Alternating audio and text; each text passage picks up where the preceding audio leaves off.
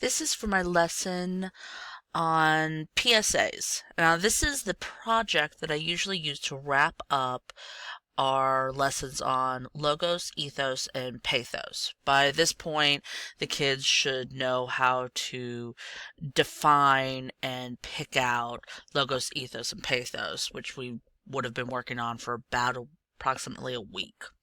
So the first thing I like to do is actually show two PSAs before I even tell the kids what they're about to do.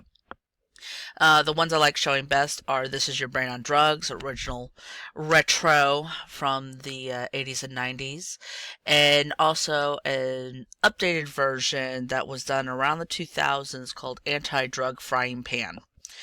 Um, you may remember some of these.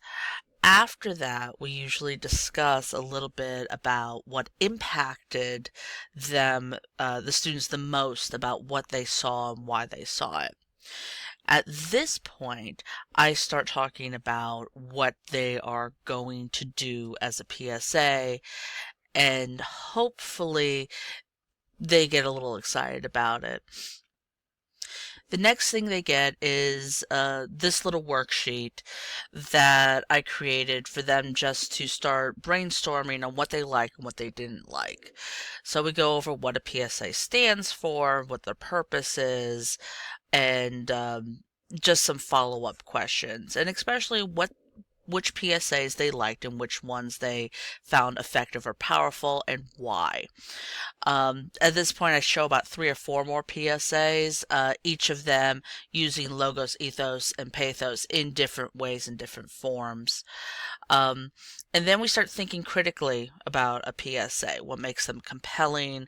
How is persuasion actually used in this example?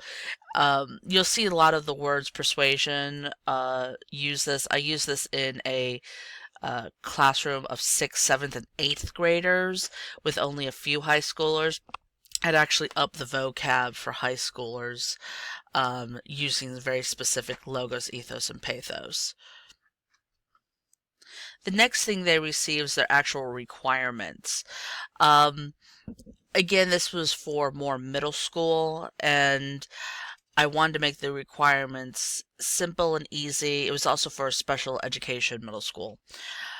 The things Now, the biggest question I get is whether I would allow group work or individual work. In this case, with the school I was in, individual fit better. However, I believe that in the high school level, group work of 2 or 3 would have done very well.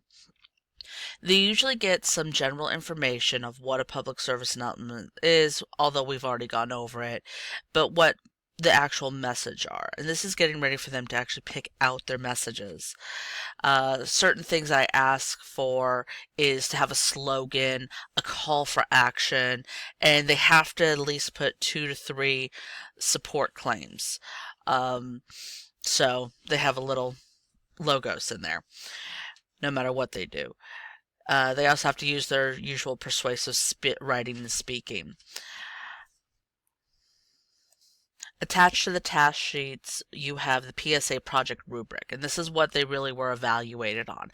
I would change this a little bit to include the logos, ethos, pathos that I preferred, but so far we have process, which techniques are used are justified and appropriate choices were made. This is more of an evaluational thing, but also does put in group work automatically, which I do like. You have a clear purpose and you use your persuasive techniques. I would actually cut this down even finer for older students, but this worked well for what I was doing. The next thing they get is a storyboard. And so I teach them a little bit of how to storyboard and what that looks like. They get one blank one, as you can see here, and they receive this handout, which is Storyboarding 101. And what I like about this handout is that it really goes through what should be on a storyboard. Kids often forget, especially right after I've just verbally told them, and they usually need a visual cue. So they want to always know, what do I write? What do I show? And we kind of go down what should be out in these spoken lines, voiced over lines, music or effects, describing what they're doing, or placement of a font, and more of a picture of what they're supposed to be doing. Sometimes I find that storyboarding can be difficult for some students, especially special ed students. So I also had a differentiation with something called a concept plan, and this was much more textual based. They were able to actually write out a smaller semi-script that they didn't have to put into visual, so it really depended on what their strengths lied to. Concept plan worked well for some of my students. The other thing I did like, though, is that with the concept plan there were directions right about here that gave them an idea of how to work in the groups that they had, if they had any groups. This helped frame group discussions about the project.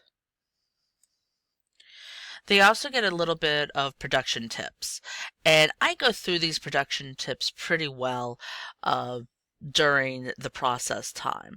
So we have things like the 3-second rule, always leaving a few seconds of the film, start and ending of your shot, uh, learning about framing, making sure their audio is good, having the subject speak to the camera or maintaining eye contact, and of course, as many takes as you can possibly get.